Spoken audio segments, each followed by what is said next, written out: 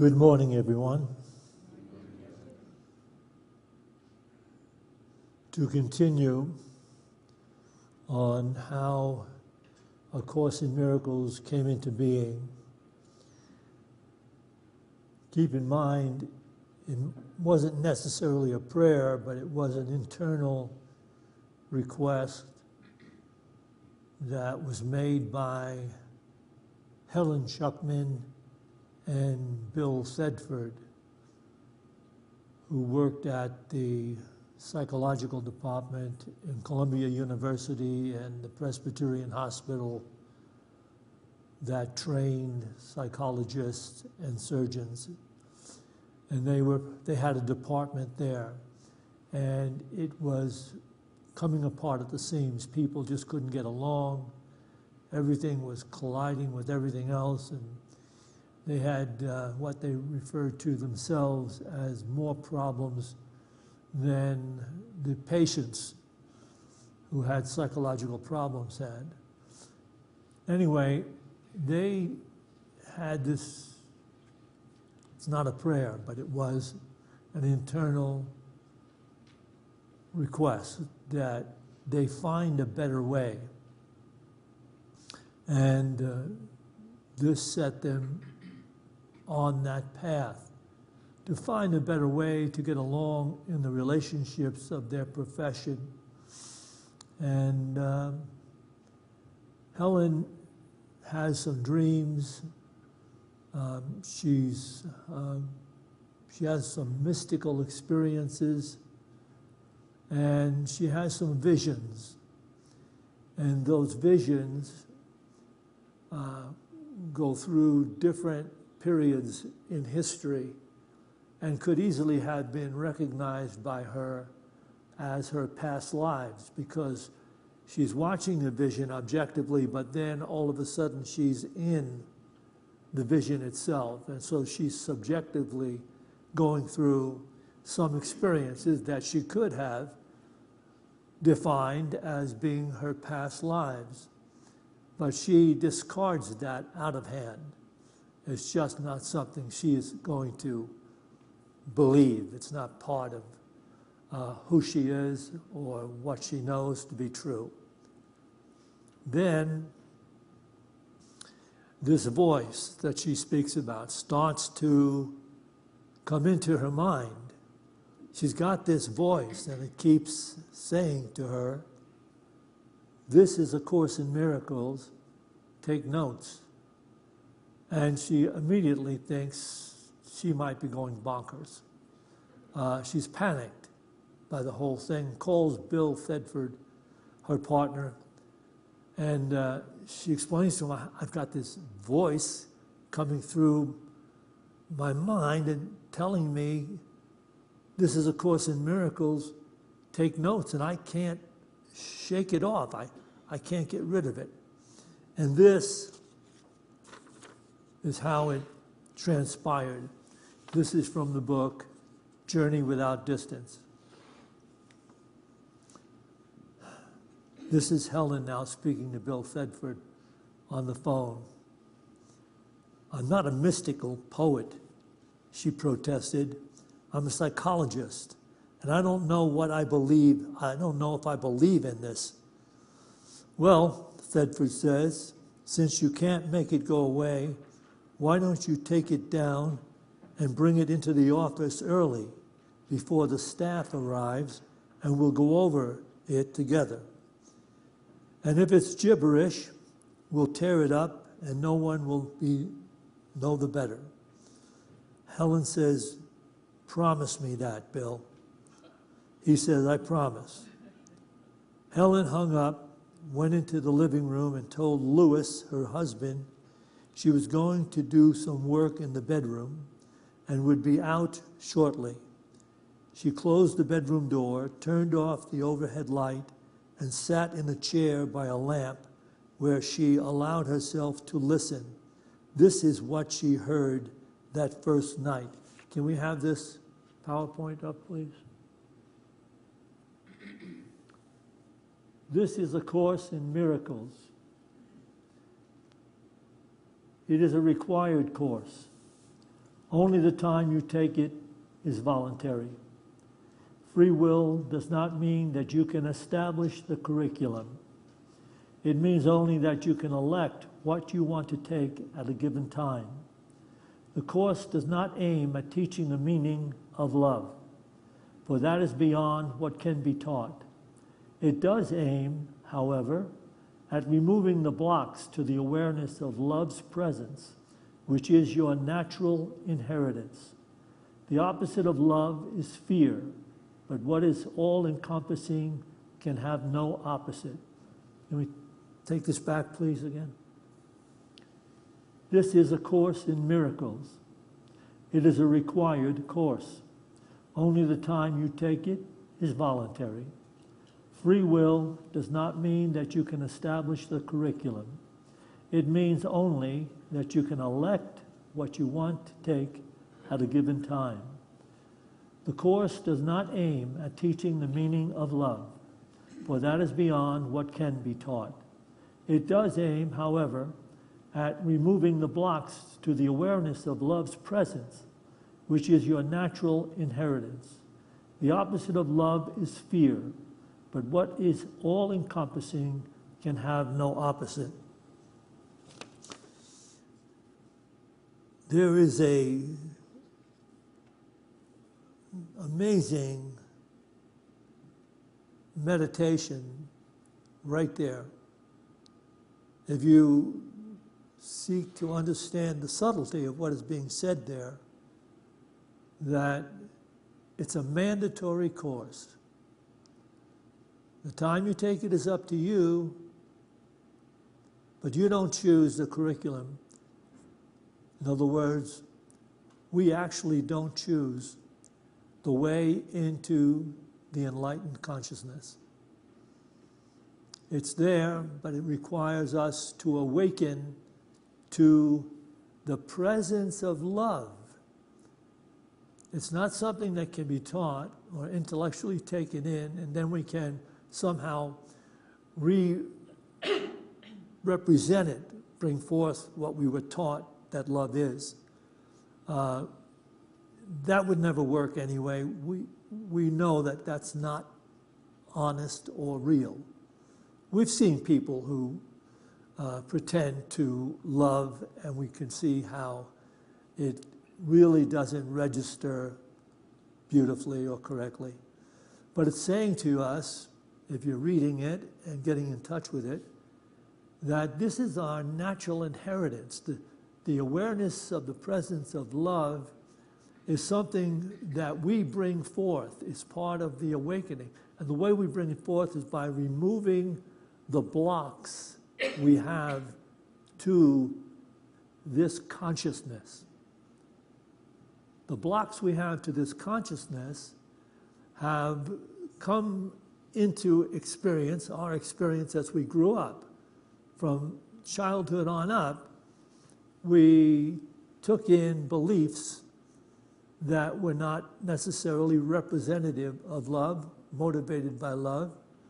So we began to see life in a certain way, and we began to live in relationship to these thoughts and deep-held beliefs that we collected over our lives through the initial stage of consciousness, which is necessary. The initial stage of consciousness is a strictly physical stage and a reflection upon our physical life. But that's not what we are called to discover here with A Course in Miracles. There's more to all of that, and it will require recognizing that there is, and a willingness to begin to allow this consciousness to come through. Now, it shouldn't be too difficult to understand why, when we do A Course in Miracles, that people rush in. It's got the most amazing title, A Course in Miracles. Come on. Everybody rushes in to take the Course in Miracles. But it isn't very long before 2/3 of them have rushed out. And it's the same reason why Helen Schuckman had a real problem with it because it literally is a threat to one's belief, one's idea of who he or she is, an idea that has developed into a personality from childhood. So the definition we give to ourselves and life as we see it from our childhood is our personality. It's who we believe ourselves to be.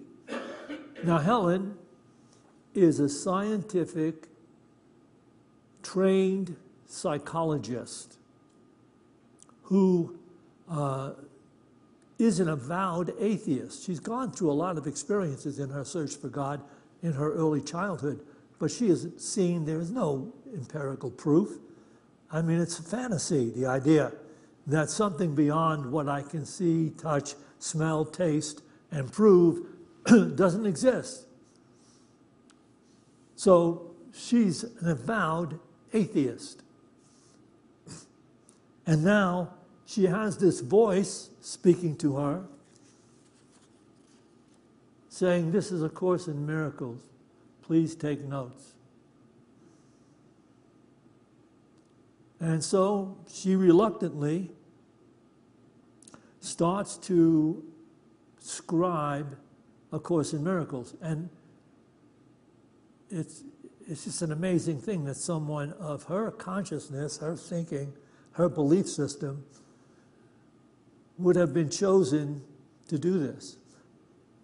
One advantage she did have, she took shorthand. So she could scribe this as it came through her, the words that came through her. And she could leave it for hours, like in the middle of a sentence, and come back and it would start again and finish. But she was a very reluctant scribe for this.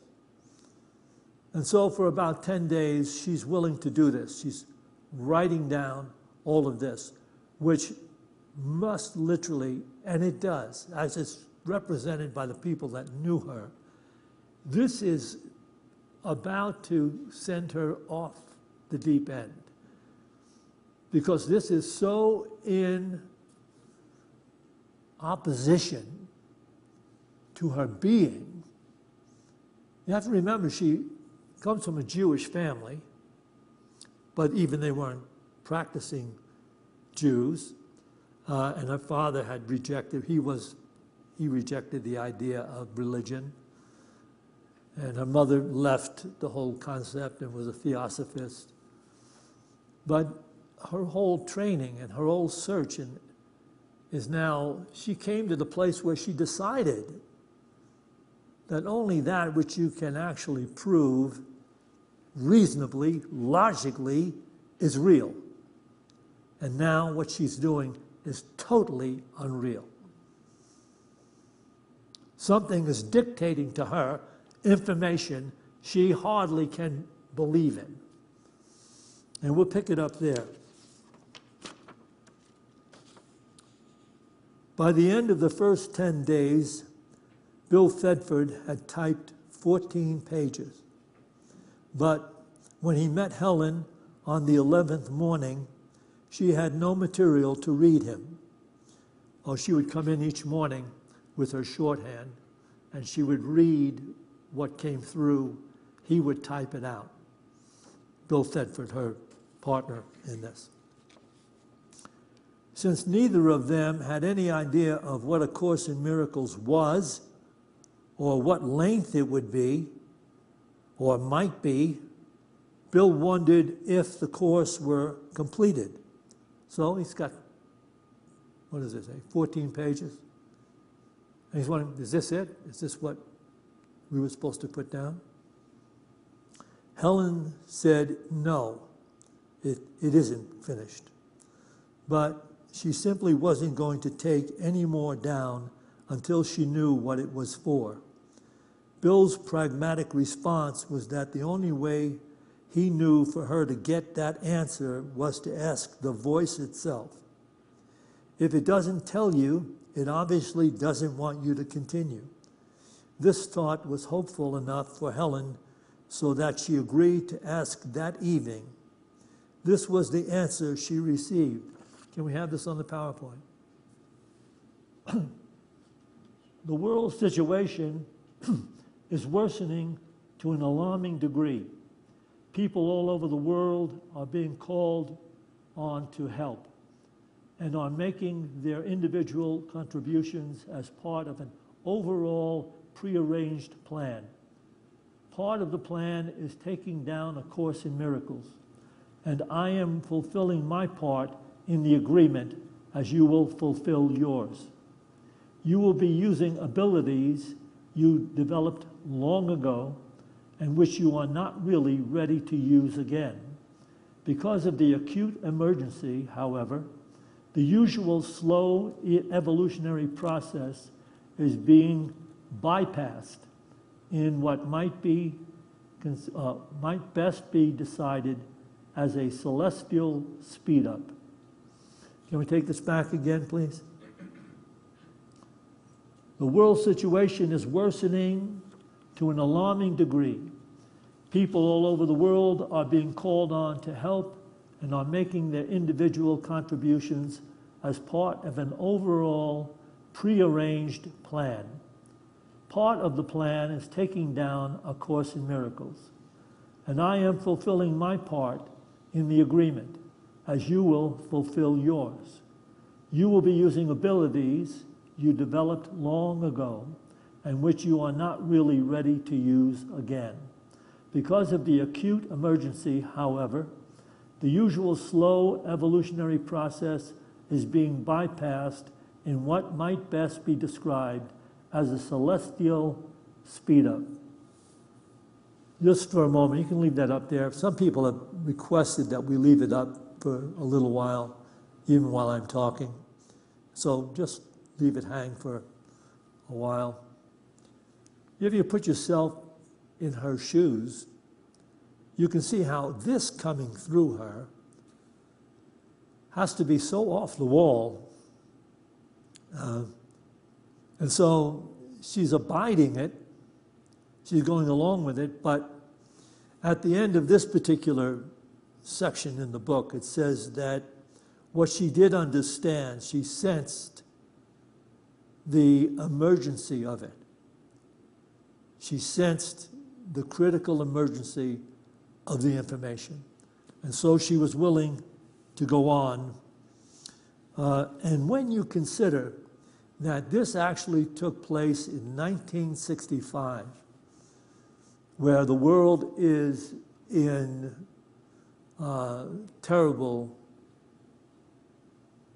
trouble. And this is 1965, and here we are, 2024.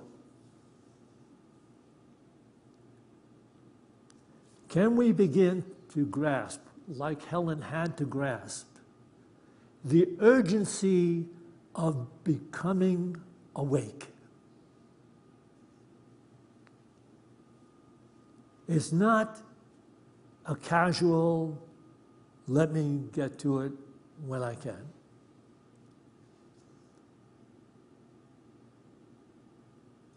And all we have to do is honestly and objectively look at the conditions of our times, the world conditions of our time, which I say, don't take to heart. Don't go around feeling depressed about it. Let it be an inspiration that something has to be done. We have to find a better way. That was the beginning of this. We humans have to find a better way. And to find it, we are going to have to consciously remove the blocks to universal love.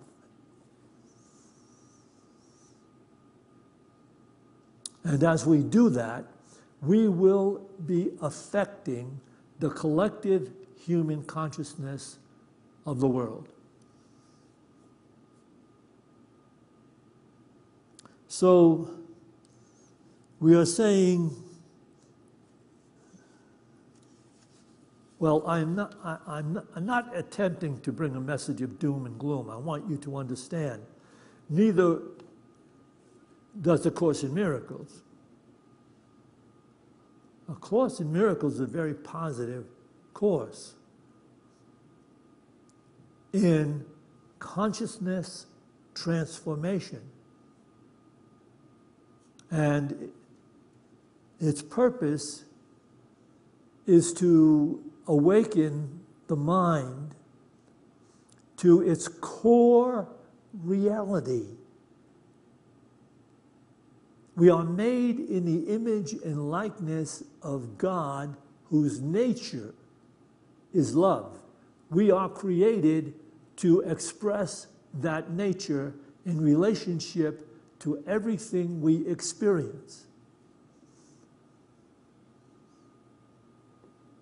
And to the degree that we are not doing that, to that degree we are creating conflict, chaos, hatred, and war within ourselves, and we are collectively feeding it into the collective consciousness.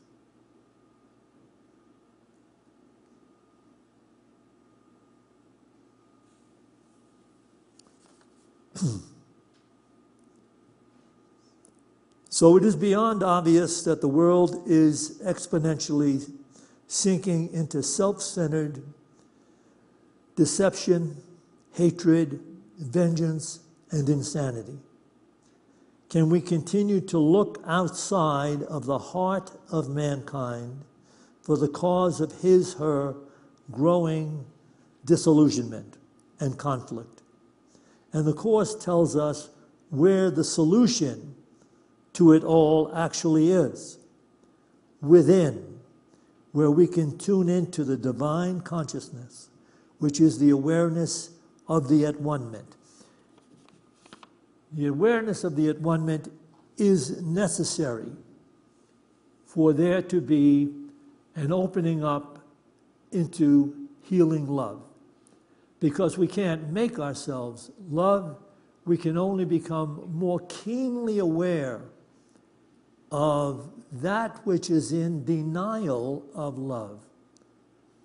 And when we accept what A Course in Miracles calls us to accept, that this at-one-ment means we are interconnected to everything there is. We are interconnected. And even though we assume we can have private thoughts and carry on and hold all kinds of limited ideas and negative emotions, and it really doesn't affect anything but myself, it's patently untrue.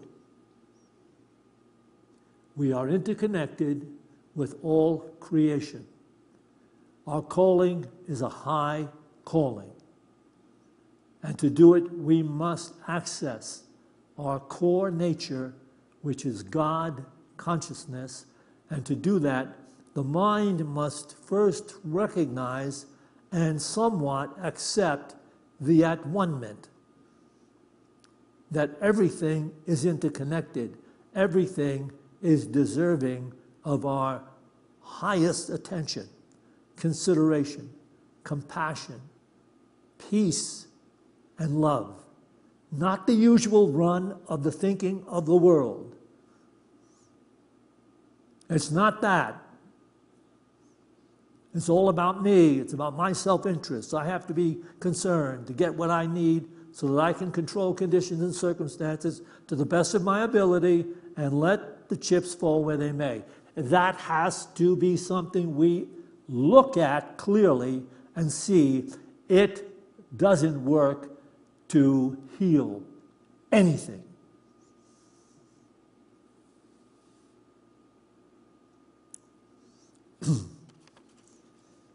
So I can tell you the problem that Helen is experiencing, and it's really intense for her, because she is so conditioned to believe in who she is.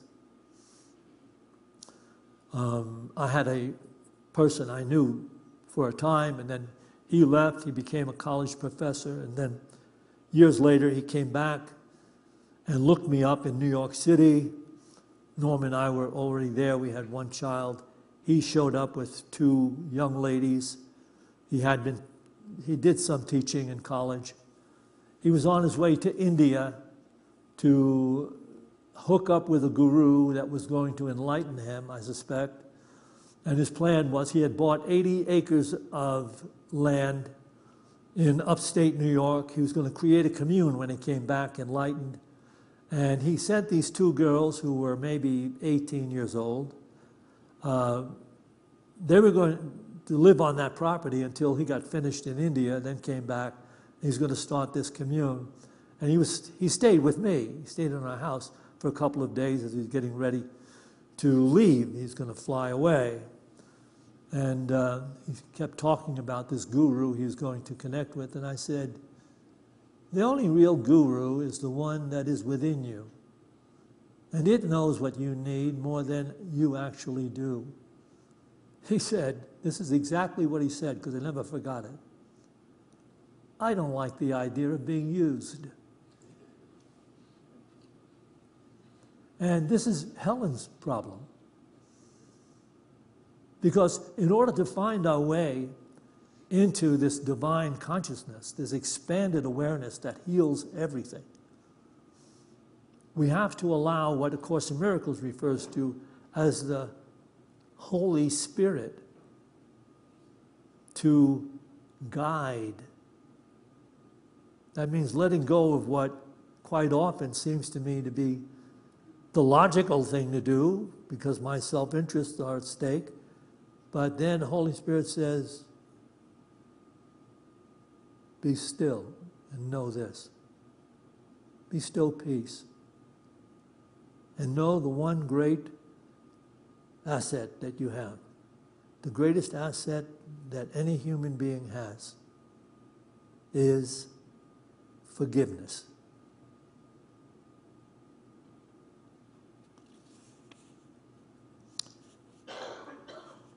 Mankind's initial guiding light of God is this, and I'll tell you how it comes about.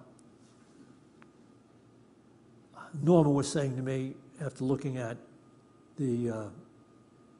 some of the things taking place in the political areas of the world, I actually don't watch very much television or get involved in the politics too much, but she said, you know, people that are running for the offices in the political system here should have to take a test to see if they're smart enough to pull it off.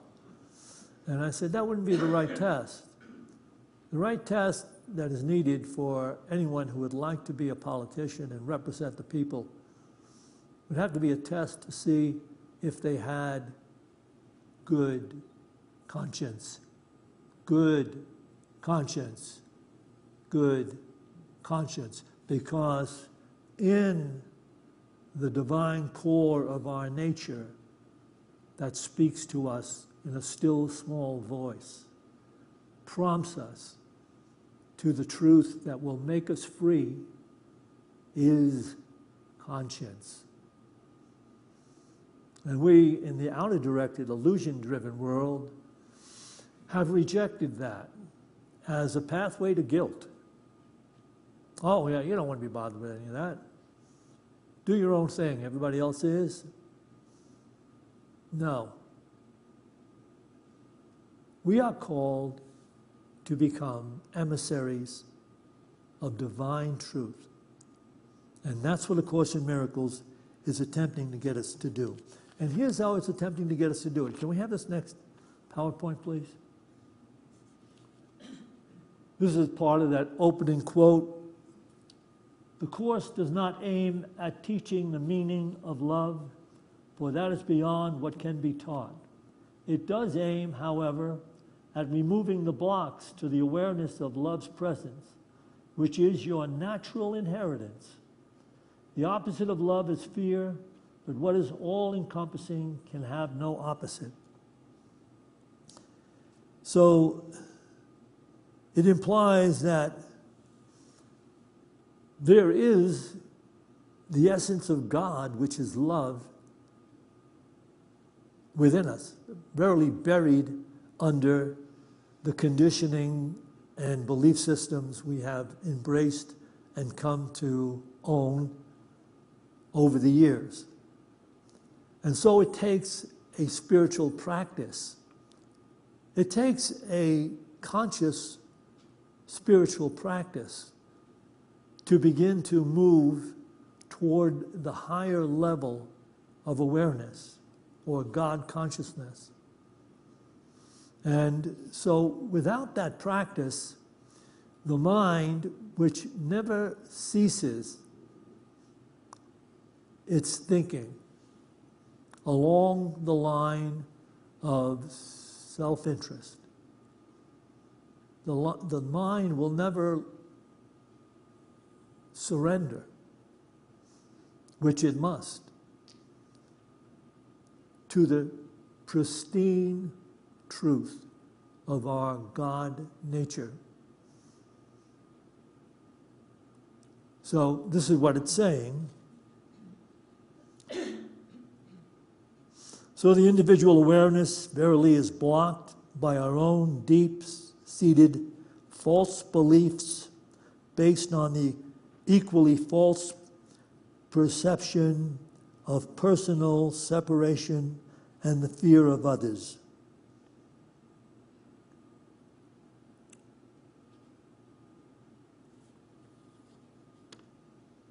And A Course in Miracles will speak this way to us throughout 1,500 pages of type material that became 3 large books. Can we have this next PowerPoint, please?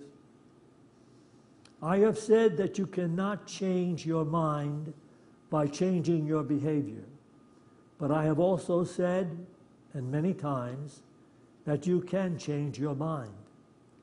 When your mood tells you that you have chosen wrongly, and this is so whenever you are not joyous, then know this need not be. In every case you have thought wrongly about some brother or sister God created, and are perceiving images your ego makes in a darkened glass.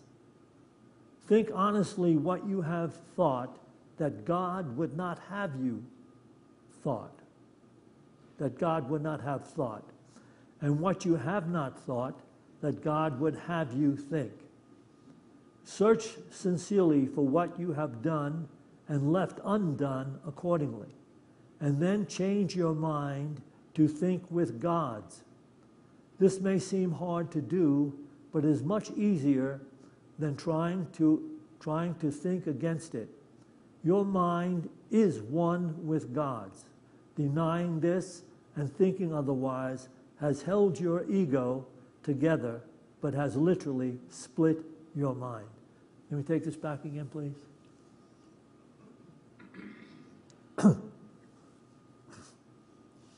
This I have said is the Christ consciousness.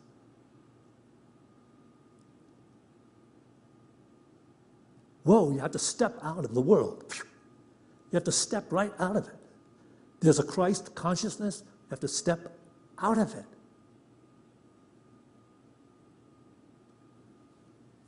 I have said down through the ages that you cannot change your mind by changing your behavior.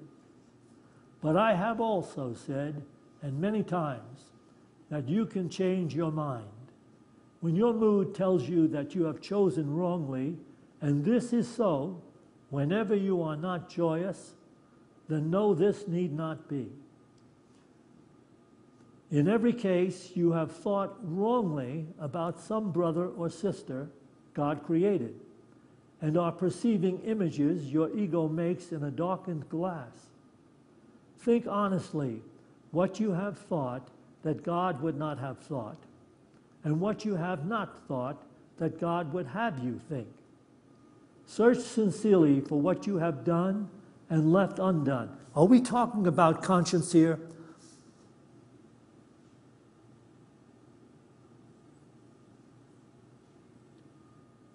Search sincerely for what you have done and left undone accordingly, and then change your mind to think with God's. This may seem hard to do, but it is much easier than trying to think against it. Your mind is one with God's. Denying this and thinking otherwise has held your ego together, but has literally split your mind. This whole concept of thinking otherwise, having given rise to the idea of one's separation from everything else, has created this split that is the underlying sin of all humanity. Without that split, the idea that there's me and everything that's not me, people could not and would not entertain loveless thoughts and commit loveless deeds, because they would know that everything they think and everything they do, they think and do unto who they really are.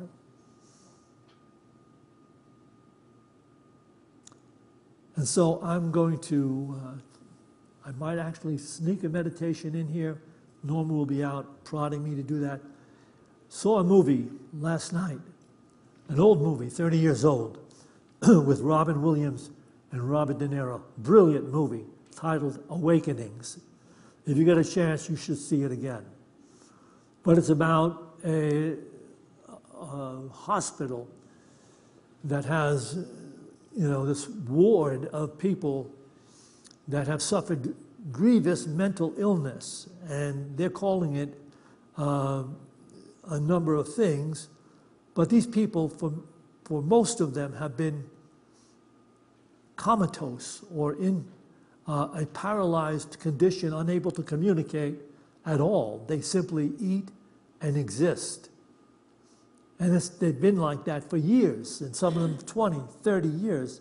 The hospital just keeps, in their medical records, has written them off as having no consciousness. Their light has gone out. Basically, their body lives, but that's about all.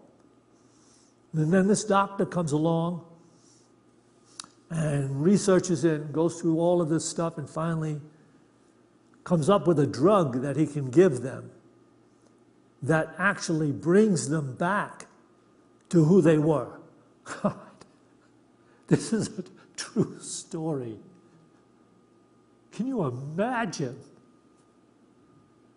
You're in this comatose state.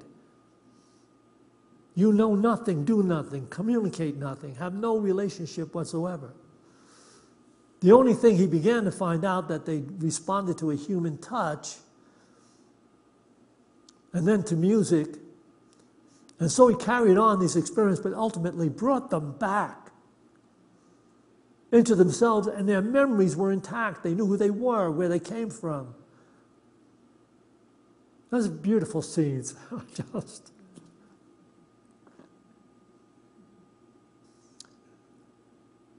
so many beautiful scenes in that film. The one who comes back first, he just wants to take a walk by himself, but they won't let him leave the hospital because they're using a drug, and they don't know what the final effects of that drug will be. And they're thinking, there may be side effects or whatever. He's practically pleading. They don't mind him taking a walk as long as he's got one of the people there, one of the doctors or one of the people that work as handymen that help these people in the hospital. But he wants to say, I want to just walk outside the building by myself.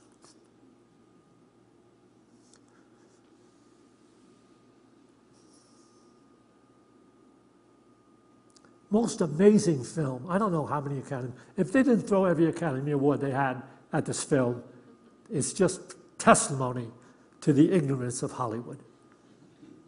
The film is 30 years old. If you can see it again. Awakenings. And the acting is beyond. The terrible part of the story is that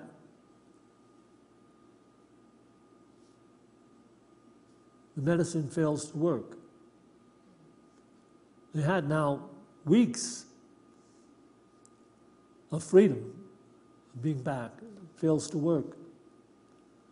And they start to deteriorate back into their comatose state. One interesting thing that was said in the film, the one character, he sees a girl that's visiting her father, and he has some kind of relationship with her, just a back and forth with her, and she doesn't quite know that he's a patient because he's pretty okay. And she says, I don't know, I'm visiting my father for years and he just doesn't seem to be there.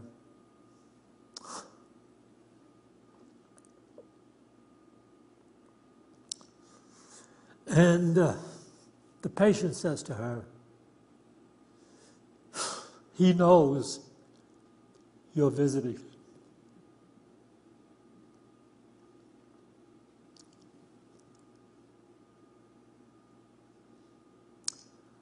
So, it all goes back to what it was. And Robin Williams, who plays the doctor, the head doctor that orchestrated all of this,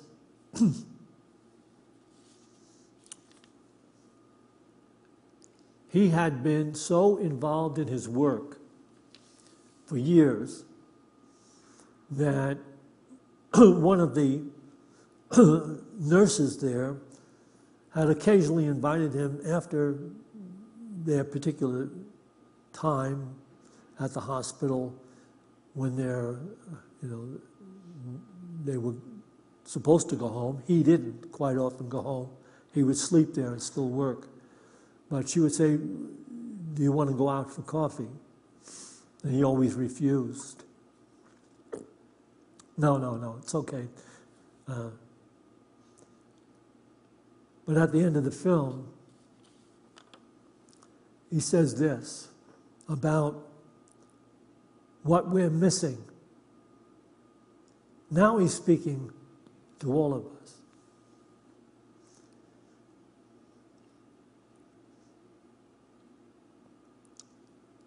What we're missing is simple. We're missing just the joy of work and play and family and friends.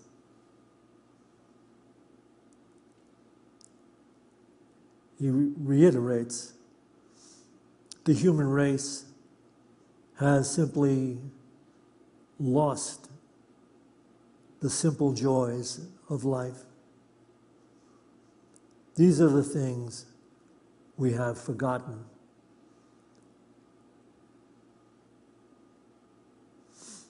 And at that point, he calls to the nurse who's already left the building, is on her way to her car. He calls out the window, hey, do you want to go for coffee?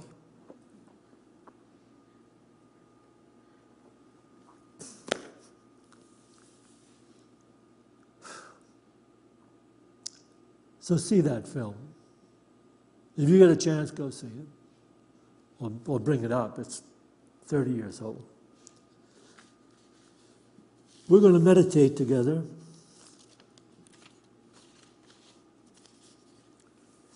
Take a couple of deep breaths. As you release your breath, release all the cares and concerns that you may have running through your consciousness.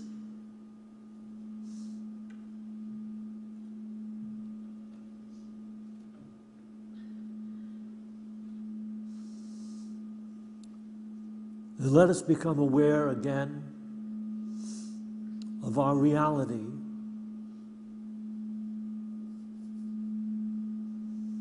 Using this mantra,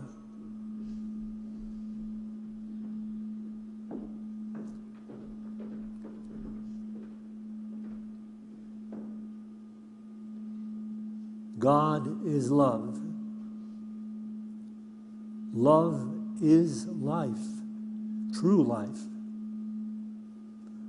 I am God's life.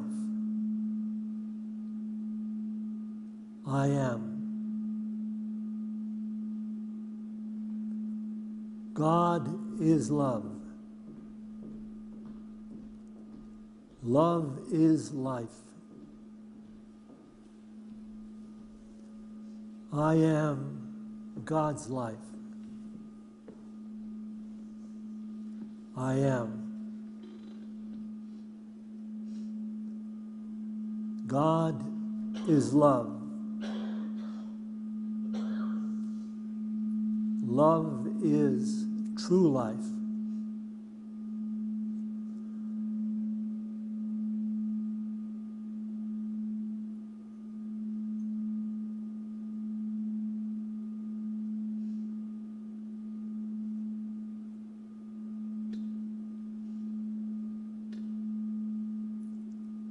I am God's life.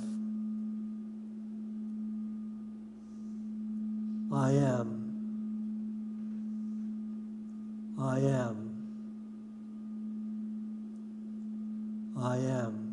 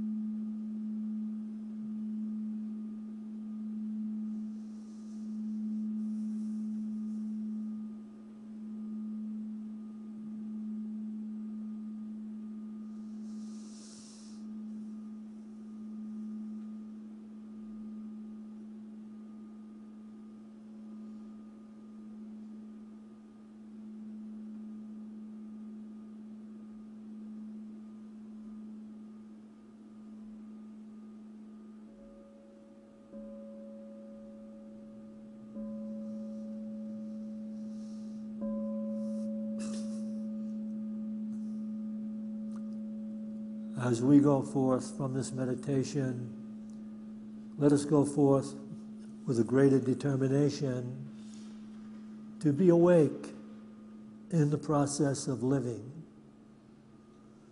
And for this opportunity in every moment, we give thanks. To this we say, Amen.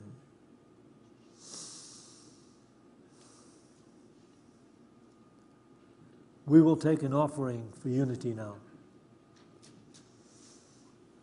While we're preparing to do this, once again, I invite all of you that are watching this live stream, show up every now and then. Join us here physically. You'll find the energy a lot more inspiring if you're here in person.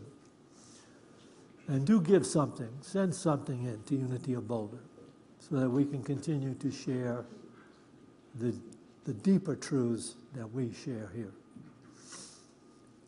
And all of us here, we can just bring into our hands, into our minds, these gifts to Unity of Boulder and bless them with this offering prayer. Divine love through me blesses and multiplies all that I have, all that I give, and all that I receive, because I give. And so it is.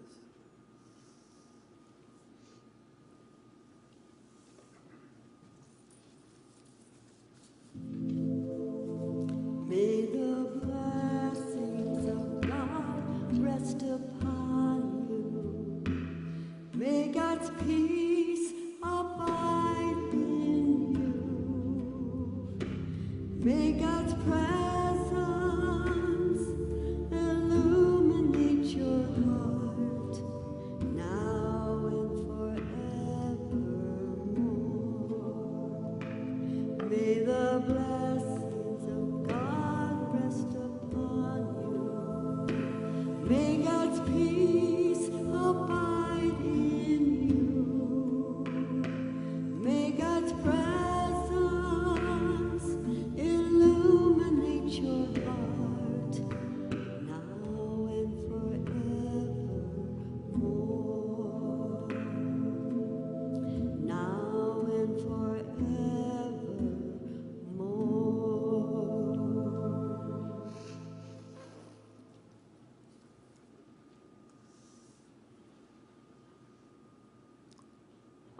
Join me now, please.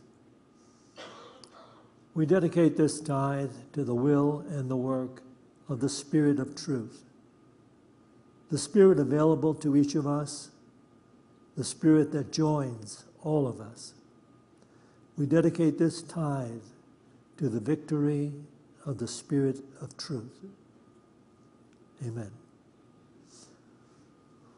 We will have a discussion group for those of you who like to stay and chat. Go into the fellowship hall. We have refreshments in there. And we have some chairs already circled up in there, so you can just hang out, and I'll be over in about 5 or 10 minutes, and we can discuss anything you want to talk about, the talk or unity in general. You got anything else? That's all. That's it. To everyone. The bookstore is open. The bookstore is open. These doors to your left. To everyone, have a beautiful day.